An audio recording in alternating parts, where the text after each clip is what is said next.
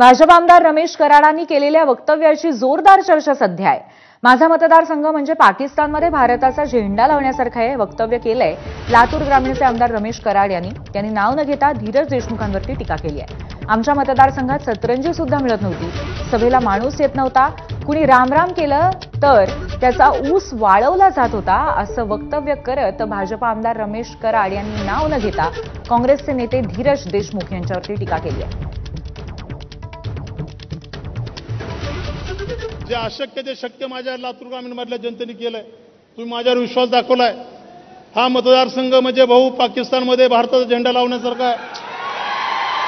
आमच्या मतदारसंघामध्ये धनुभाऊ आम्हाला सतरंजी सुद्धा मिळत नव्हती, आमच्या सभेला माणूस येत नव्हतं, आम्हाला कुणी रामराम गाठला त्याचा ऊस वाळवला जात होता।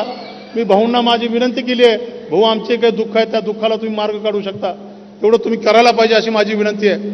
माझ्या मतदारसंघामध्ये भाऊ माझे फार काही कामं मोठी नाहीत, पण ज्या रेणापूर तालुक्याचं नेतृत्व मुंडे साहेबांनी केलं आणि त्याच्यानंतर त्यांनी जी धुरा माझ्या खांद्यावर दिली आहे ते रेणापूर तालुक्याचं विकासाचं स्वप्न पूर्ण करण्याची जबाबदारी तुमच्या माध्यमातून